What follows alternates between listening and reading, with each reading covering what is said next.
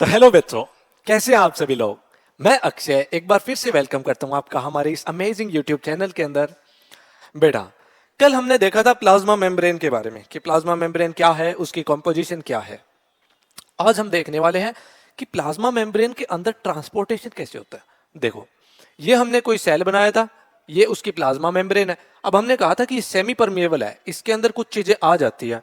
तो कैसे आती है वो, कैसे ट्रांसपोर्टेशन होता है और कैसे कोई भी चीज इसके अंदर से बाहर जाती है। तो यही चीजें आज हम देखने वाली हैं। कोई भी चीज को जैसे यहां से यहां जाना है तो उसको किन चीजों की जरूरत पड़ेगी, उसको यहां से यहां होने के लिए ट्रांसपोर्टेशन की जरूरत पड़ती है ना। तो इसी में आज हम पढ़ेंगे कि कितने टाइप के हमारे प्लाज्मा मेम्ब्रेन के अंदर ट्रांसपोर्टेशन होते हैं। ठीक है बेटा। देखो बेटा, अब ये जो ट्रांसपोर्टेशन है ना हमारा, ये कितने टाइप का होता है वही देखने वाले हैं। तो ट्रांसपोर्टेशन होता है दो टाइप का। कौन कौन से हैं सर वो दो टाइप? अभी बताते हैं बेटा। एक तो होता है एक्टिव ट्रांसपोर्ट, एक्टिव, और दूसरा है पैसिव ट्रांसपोर्ट, पैसिव ट्रांसपोर्ट। अब ये सर एक्टिव पैसिव क्या है? हम कोई वॉइस थोड़ी पढ़ रहे हैं कि एक्टिव वॉइस पैसिव वॉइस। नहीं बेटा, अभी इनमें पता चल जाएगा पैसिव और एक्टिव। एक्टिव कौन होता है? सपोज करो किसी ने एक लड़की देखी, अरे भाई लड़की, और उसके पीछे पीछे ऐसे भागने लग गया बहुत ज्यादा एक्टिवली, काफी एनर्जी यूज कर रहा है, अरे यार इसको चेस करूंगा, इस टाइप से। और पैसिव, भाई भाई देख लड़की, अरे कहाँ लड़की यार, अच्छा अच्छा अच्छी है, मैं नहीं जा रहा, यहीं से देख लो। काफी सुस्त सा, कोई एनर्जी यूज नहीं होती उसके अंदर, तो होता है पैसिव ट्रांसपोर्ट। तो इनमें हम क्या डिफरेंस देखते हैं बेटा? एक्टिव ट्रांसपोर्ट देखो, एक्टिव ट्रांसपोर्ट के अंदर हमारी एनर्जी यूज होती है, वहीं पैसिव ट्रांसपोर्ट के अंदर एनर्जी का कोई भी एक्सपेंडिचर नहीं आता। कैसे? देखो बेटा, एक्टिव में क्या होता है, इस टाइप की स्लोप है एक, मान लो अगर आपको यहां से यहां जाना है, अगर सपोज करो कोई पुलिया के ऊपर चढ़ना है आपको, तो आपको जोर आएगा ना, यहां से यहां जाने में आपको काफी एनर्जी लगानी पड़ेगी। लेकिन यहां पे क्या होता है, आपको ऐसे मान लो कि यहां से ऊपर से नीचे की तरफ जाना है। अब नीचे आप जब कोई ऐसे वहां से ऐसे जाते हो तो ऐसे अपने आप चला जाता है ना, कोई एनर्जी का यूज नहीं होता ना। तो इसी टाइप से, तो ये दो चीजें मैंने बताई है ना बेटा, इनके हेल्प से आप इन दोनों ट्रांसपोर्ट्स को समझ जाओगे। देखो अभी इनके बारे में एक एक पॉइंट लिख लेते हैं और फिर आपके दिमाग में इसकी क्या पिक्चर क्लियर होगी, पूछो मत। देखो बेटा, देखो बेटा, एक्टिव ट्रांसपोर्ट में क्या होता है कि मटेरियल को अगेंस्ट द कंसंट्रेशन ग्रेडियंट लेके जाना है हमें। कैसे? जैसे सेल के अंदर कोई चीज भरी पड़ी है, लेकिन फिर भी हमें और चीज भरनी है। एक बात बताओ, जैसे आप कुछ खा रहे हो, खा लिया, पेट भर गया, लेकिन फिर ऊपर से और खाते जा रहे हो, तो आपको मशक्कत करनी पड़ेगी ना, थोड़ी मेहनत करनी पड़ेगी कि यार अंदर चला जा, अंदर चला जा, इस टाइप से। तो ये क्या होता है, against the concentration gradient, against concentration gradient. ठीक है बेटा। वहीं ये क्या होता है, ये होता है higher to lower concentration. Higher कैसे? देखो बेटा, मैंने ये डायग्राम बनाया था ना, ये हायर कंसंट्रेशन है और ये लोअर कंसंट्रेशन। तो लोअर ऊपर से नीचे आएगा तो एनर्जी की जरूरत थोड़ी पड़ेगी, नहीं पड़ेगी ना। तो ये क्या होता है, from higher to lower concentration,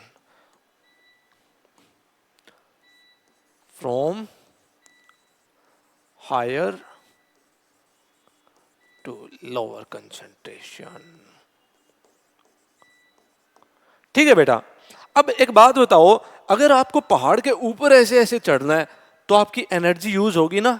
तो इसमें क्या होता है, requires ATP, requires ATP, ATP यानी एटीपी यानी एडेनोसिन ट्राइफॉस्फेट। तो यहां पे एनर्जी का यूज होगा। वहीं अगर ऊपर से नीचे आना है, टिक टिक टिक टिक टिक, एनर्जी नहीं लगेगी ना, तो रिक्वायर्स नो एनर्जी। ठीक है बेटा। तो ये था बेटा एक्टिव और पैसिव ट्रांसपोर्ट। ठीक है, अभी हम बात करेंगे पैसिव ट्रांसपोर्टेशन की। पैसिव की क्यों? क्योंकि ये इसकी कंपैरिजन में थोड़ा सा इजी है, काफी इजी टू अंडरस्टैंड है। इजी तो आपको ये भी लगेगा, पर ये थोड़ा सा इजी है। तो पहले इसको स्टार्ट करते हैं, हमें भी तो लोअर कंसंट्रेशन से हायर कंसंट्रेशन। देखो बेटा, बात करते हैं अभी इस पैसिव ट्रांसपोर्टेशन की। पैसिव ट्रांसपोर्टेशन एक्टिव से थोड़ा सा इजी है। इजी तो आपको ये भी लगेगा, लेकिन ये थोड़ा सा इजी है और हम इजी से मॉडरेट की तरफ चलेंगे, यानी कि lower concentration to higher concentration. ठीक है बेटा, तो पैसिव ट्रांसपोर्टेशन को स्टार्ट करते हैं। अच्छी सी हेडिंग डाल दूं और बता दूं कि मेरी राइटिंग इतनी खराब नहीं है जितनी आपको लगती है। पैसिव ट्रांसपोर्ट, थोड़े डिजाइन बना लेता हूं बेटा, देख क्या रहे हो। पैसिव ट्रांसपोर्टेशन, पैसिव के बारे में एक्सप्लेन कर चुका हूं कि क्या क्या चीजें होती है इसके अंदर। एनर्जी की रिक्वायरमेंट होती है या नहीं होती? एनर्जी की रिक्वायरमेंट नहीं होती भैया। तो देखो बेटा, पैसिव ट्रांसपोर्टेशन है हमारा। अब इस पैसिव ट्रांसपोर्टेशन के क्या है, 3 बच्चे हैं। कितने बच्चे हैं? अरे क्या हो गया? 3 बच्चे हैं इसके बेटा। तीनों का ट्रांसपोर्टेशन का काम है। धंधा संभालते हैं अपना, मस्त काम करते हैं बेटा। एक का नाम है सिंपल डिफ्यूजन। सिंपल डिफ्यूजन, अब डिफ्यूजन का मतलब आपको समझा दूं बेटा। डिफ्यूजन का मतलब है movement of particles from higher concentration to lower concentration. जैसे जैसे आप परफ्यूम लगाते हो, आपने यहां पे परफ्यूम लगाया और दूर तक खुशबू आएगी आपको। जैसे ही रिया परफ्यूम लगा के आएगी, आप हाँ रिया पहचान जाते हो ना। उसी टाइप से वो डिफ्यूजन के कारण होता है कि अब रिया के पास तो कंसंट्रेशन बहुत ज्यादा है परफ्यूम की, पर वो धीरे धीरे इधर उधर फैल रही है लोअर कंसंट्रेशन की तरफ, तो वो क्या हो गया? डिफ्यूजन। तो पहला हमारा क्या होगा? Simple diffusion. Simple diffusion. अब एक इनका सोतेला बेटा था बेटा, सोतेला गोद लिया था। काफी पैसिव ट्रांसपोर्ट है यार, पैसे वाला आदमी था। एक बच्चा गोद ले लिया जो कि पानी को इधर उधर करता था, ए भाई पानी ले जा, और इधर से ए भाई पानी दे दे। तो क्या है, और तो पानी का ट्रांसपोर्टेशन कौन करता है? वो करता है ओस्मोसिस। तो इसका नाम है osmosis. Movement of water molecules from higher concentration to lower concentration through a semi permeable membrane. ठीक है बेटा, सेमी परमिएबल नहीं, परमिएबल मेम्ब्रेन। तीसरा जो है ना बेटा, ये बिजनेस माइंडेड नहीं है इतना, इसको पैसे वगैरह नहीं कमाने, बस ये काफी हेल्पिंग नेचर का आदमी है, बहुत मदद करता है लोगों की। ए तेरे को मदद चाहिए, तेरे को यहाँ से वहां जाने का, आजा बेटा मैं लेके जाऊंगा, इस टाइप का काम है इसका। लेकिन नाम बहुत इसका कॉम्प्लेक्स है। कैसे नाम है? Facilitated diffusion. Facilitated diffusion. ठीक है बेटा, तो ये हमारे 3 टाइप के डिफ्यूजन है। आओ इनको एक्सप्लेन करते हैं विद एग्जांपल। देखो बेटा, जैसा कि आपने देखा होगा, हमारी बॉडी के अंदर कार्बन डाइऑक्साइड और ऑक्सीजन की साइकिल चलती रहती है। कार्बन डाइऑक्साइड को तो हम निकालते हैं और ऑक्सीजन को इनहेल करते हैं। तो वो कैसे होता है? जब कार्बन डाइऑक्साइड की कंसंट्रेशन ज्यादा हो जाती है ब्लड के अंदर, तब वो बाहर एक्सपेल आउट हो जाती है, और जब ऑक्सीजन की कंसंट्रेशन ब्लड के अंदर कम हो जाती है, तो वो बाहर से अंदर चली जाती है। तो ये डिफ्यूजन के कारण होता है। तो यहां पे क्या लिखेंगे? O2 and CO2 exchange. तो इसका ये एग्जांपल है। अब बात करते हैं ओस्मोसिस की। ओस्मोसिस का क्या है? Movement of H2O, movement of H2O through a semi permeable membrane, through semi permeable membrane.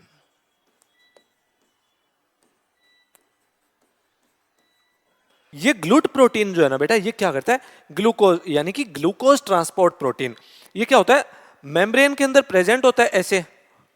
ये इधर तो है मसल्स, और ये है हमारी म्यूकोसल सेल्स। इनके अंदर ग्लूकोज भरा पड़ा है। अब ये ग्लूकोज सीधा तो जा नहीं सकता, तो ये हेल्प लेता है ग्लूट प्रोटीन की।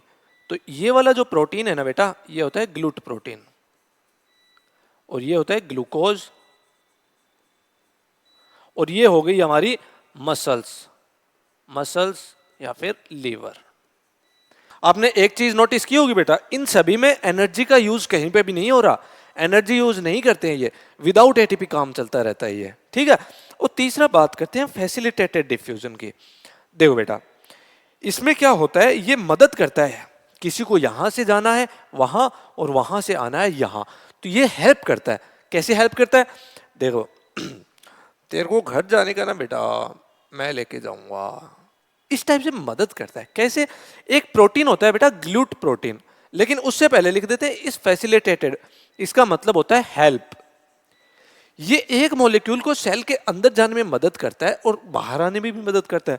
जैसे इसका एग्जाम्पल है ग्लूट प्रोटीन। क्या है, ग्लूट प्रोटीन। लीवर के अंदर हम ग्लूकोज को क्यों डालते हैं, क्योंकि ग्लाइकोजन जो है वो हमारे मसल्स और लीवर के अंदर स्टोर होता है। तो ठीक है बेटा, ये जो ग्लूकोज है ये ग्लूट प्रोटीन की मदद से ही मसल्स के अंदर जाता है।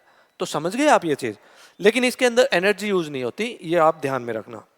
तो ये हमारा पैसिव ट्रांसपोर्ट है बेटा, जिसके अंदर एनर्जी की रिक्वायरमेंट हमें नहीं है। तो अब बात करते हैं एक्टिव ट्रांसपोर्टेशन की। देखो बेटा, अब कोई भी इस टाइप से मूवमेंट कर रहा है जल्दी जल्दी, तो काफी ज्यादा एक्टिव है, और एक्टिव क्या करता है, एनर्जी का यूज करता है। तो एक्टिव ट्रांसपोर्टेशन के बारे में 4 बातें लिखते हैं, कि अभी लिखते हैं एक्टिव ट्रांसपोर्टेशन के बारे में, कि एक्टिव ट्रांसपोर्टेशन है क्या, इसके कितने बच्चे हैं। पैसिव के तो 3 थे, और ये है एक्टिव ट्रांसपोर्टेशन।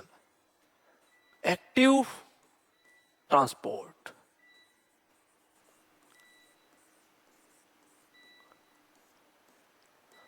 ये भाई है पैसिव ट्रांसपोर्टेशन का। तो इन दोनों भाइयों ने कंपटीशन किया कि जितने बच्चे तेरे होंगे उतने ही बच्चे मैं रखूंगा।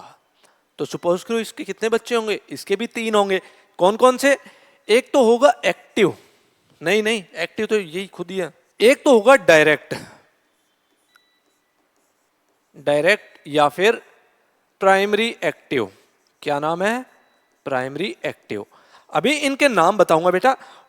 दो बेटा, इसको हमने प्राइमरी एक्टिव क्यों बोला है, प्राइमरी का मतलब क्या है, पहले, यानी कि जो साथ में एनर्जी का यूज करे और साथ साथ में काम कर दे, कि इधर से एनर्जी यूज करी और इधर से ये काम कर दिया और ये काम कर दिया, ऐसे। और दूसरा क्या होगा बेटा, सेकेंडरी एक्टिव, सेकेंडरी एक्टिव, या फिर इसको हम एक और नाम बोलते हैं को ट्रांसपोर्ट, को ट्रांसपोर्ट, को ट्रांसपोर्ट। इसमें क्या होता है, एनर्जी डायरेक्टली यूज नहीं होती। जैसे किसी को अंदर जाना है लेकिन वो खुद अंदर नहीं जाता। जैसे बेटा, ये क्लासरूम है और ये 2 बच्चे हैं, रमेश और सुरेश। तो देखो बेटा, सुरेश ने कर दिया कोई क्लास के अंदर कांड, अब वो क्लास के अंदर एंट्री नहीं ले सकता, टीचर ने देखते ही धड़ाधड़ लगा देने उसके। तो ये क्या करता है, तो ये रमेश जाता है क्लास के अंदर, रमेश ने एनर्जी ले ली कि सर मैं आ जाऊं क्लास के अंदर, ये तो एनर्जी का यूज हुआ। और पीछे पीछे ये क्या होता है, सुरेश भी भाग जाता है इसके पीछे पीछे। तो समझे आप, सुरेश ने एनर्जी का यूज नहीं किया, लेकिन ये रमेश की एनर्जी की वजह से अंदर चला गया। तो इसमें क्या होता है, एनर्जी कोई और यूज करवाता है और काम कोई और करता है। तो इसको एग्जाम्पल के हेल्प से समझेंगे अभी, ये मैंने जस्ट समझाने के लिए बोला। और तीसरा होता है बल्क ट्रांसपोर्ट। बल्क मतलब बहुत सारा, इतना सारा मटेरियल झट से थम, देखा ऐसे इतना सारा मटेरियल लिया और झट से सेल के अंदर भर दिया। तो तीसरा क्या है, बल्क ट्रांसपोर्ट, बल्क ट्रांसपोर्ट। तो ये हमारे 3 टाइप के ट्रांसपोर्टेशन है एक्टिव के, ठीक है बेटा। तो सबसे पहले डायरेक्ट ट्रांसपोर्टेशन के बारे में कुछ लिखते हैं। यहां पे क्या है, एटीपी डायरेक्टली यूज्ड होती है, एटीपी डायरेक्टली यूज्ड। देखो बेटा, अगर प्राइमरी एक्टिव के एग्जाम्पल की बात करें तो इसका एग्जाम्पल आता है, क्या एग्जाम्पल आता है, sodium potassium pump, sodium potassium pump. कैसे बेटा, ये ट्रांसपोर्टेशन हमारे सेल के अंदर, हमारी बॉडी के काफ़ी सेल्स के अंदर चलता है। सबसे मेन तो आप जब पढ़ोगे नर्वस सिस्टम, तो उसके अंदर आप देखोगे कि न्यूरॉन्स के अंदर कैसे 3 सोडियम बाहर जा रहे हैं और 2 पोटेशियम अंदर आ रहे हैं, कैसे 3 अंदर जा रहे हैं, कैसे 2 बाहर आ रहे हैं, इस टाइप से। तो इसके अंदर क्या होता है बेटा, देखो एक एग्जाम्पल की हेल्प से समझाता हूं। देखो ये कोई सेल है, ये कोई सेल है और यहां पे एक ट्रांसपोर्टर लगा हुआ है। क्या लगा हुआ है, ट्रांसपोर्टर, ठीक है। ये क्या करता है बेटा, कि यहां से 3 सोडियम को बाहर निकाल देता है, 3 Na पॉजिटिव, और 2 पोटेशियम को अंदर डाल देता है, 2 K पॉजिटिव। ये सेल की एक्टिविटी को मेंटेन करने के लिए ऐसा करता है। क्या ये पंप जो है ना, ये 3 सोडियम को बाहर निकाल दिया और 2 पोटेशियम को अंदर डाल दिया। बदले में क्या ले लिया? एटीपी, एक एटीपी। तो एटीपी का डायरेक्ट यूज हुआ और 2 काम हो गए एक साथ। ठीक है बेटा, ये होता है सोडियम पोटेशियम पंप। अब बात करते हैं इसकी सेकेंडरी एक्टिव की, कि कैसे कोई और एनर्जी यूज करता है और काम पीछे से कोई और निकाल जाता है। कैसे? सबसे पहले तो इसमें एक लाइन लिख लेते हैं बेटा कि एटीपी इनडायरेक्टली यूज्ड। क्या होती है? Indirectly used. ये चीज मैं आपको बता ही चुका हूं। कैसे बेटा? इसके अंदर एग्जांपल लेते हैं हम SGLT प्रोटीन का। SGLT प्रोटीन, इसकी फुल फॉर्म लिख देते हैं सोडियम ग्लूकोज लिंक्ड ट्रांसपोर्ट। इससे आप समझ गए होंगे कि सोडियम का ट्रांसपोर्टेशन हो रहा है और साथ में हो रहा है ग्लूकोज का। कैसे? अभी देखते हैं।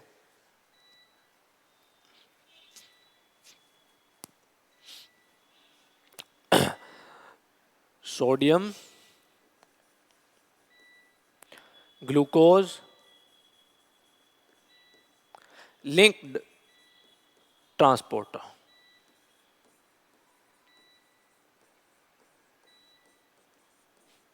ठीक है बेटा, अभी बात करते हैं इसके एक्सप्लेनेशन की। देखो बेटा, ये हमारी, अरे रुक जाओ भाई, सब्र कर यार थोड़ा। देखो बेटा, ये हमारी इंटेस्टाइन है। क्या है? ये हमारी इंटेस्टाइन। रुको, ऐसे नहीं। देखो बेटा, ये हमारी इंटेस्टाइन है, जो हमारी लार्ज इंटेस्टाइन और स्मॉलर इंटेस्टाइन है ना, वो है ये। ठीक है, अब इसके ऊपर देखो ऐसे सेल्स भी तो है ना, ये तो अंदर की लाइनिंग है। अब ये लाइनिंग भी कुछ चीजों से बनी है ना। तो ये जो लाइनिंग बनी है, हम बात करें इस सेल की, तो यहां पे कुछ सेल्स होते हैं बेटा।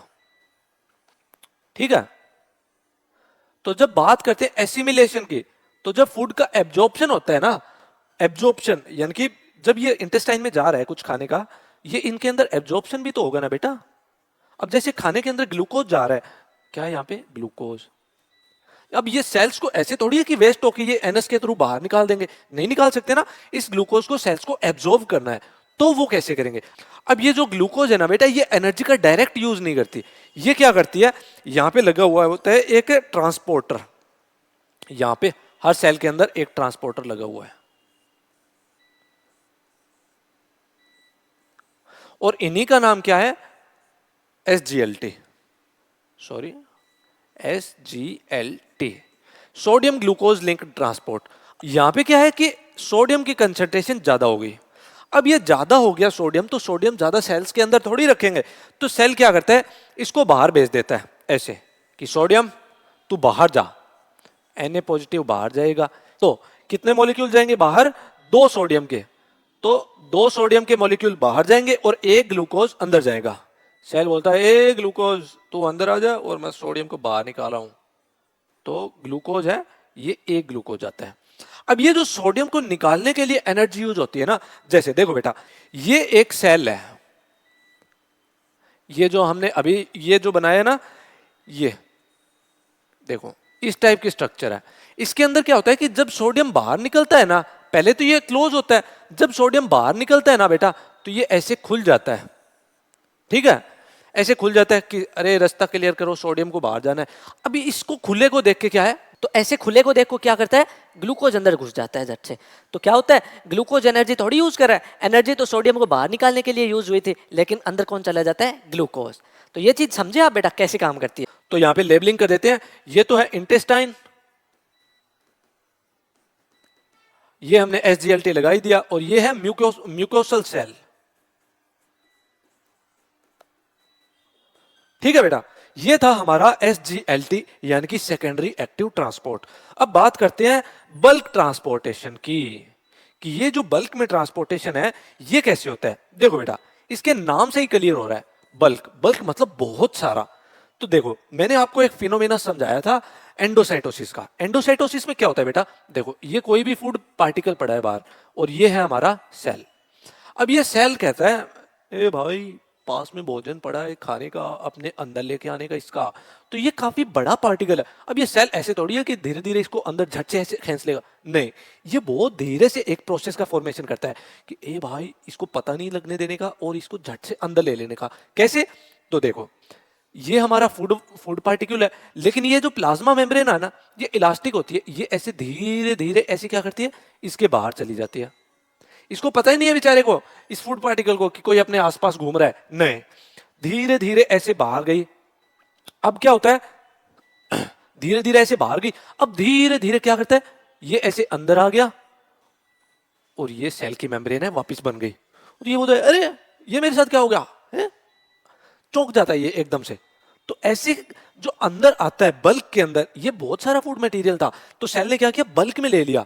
तो इस बल्क में तो इस बल्क को हम बोलते हैं एंडोसाइटोसिस। और बेटा जिस टाइप से ये अंदर लिया है सेल ने, इसी चीज को अगर रिवर्स करके देखोगे, अगर इसी चीज को रिवर्स कर दोगे तो वो हो जाएगा एक्सोसाइटोसिस। तो ठीक है, ये चीज आप समझ गए होंगे कैसे। एक बार लिख देते हैं कि एंडोसाइटोसिस एंड एक्सोसाइटोसिस। एंडोसाइटोसिस, ये तो एंडोसाइटोसिस है, और इसी की जो रिवर्स ये तो एंडोसाइटोसिस हो गया। और बात करते हैं एक्सोसाइटोसिस की। देखो बेटा, ये तो एंडोसाइटोसिस हो गया, और इसी को जब उल्टा कर देंगे तो ये हो जाएगा एक्सोसाइटोसिस। कैसे? जैसे देखो, ये सेल के अंदर फूड पार्टिकल था, सेल ने धीरे धीरे मेम्ब्रेन हटाई और इसको एक्सपेल आउट कर दिया।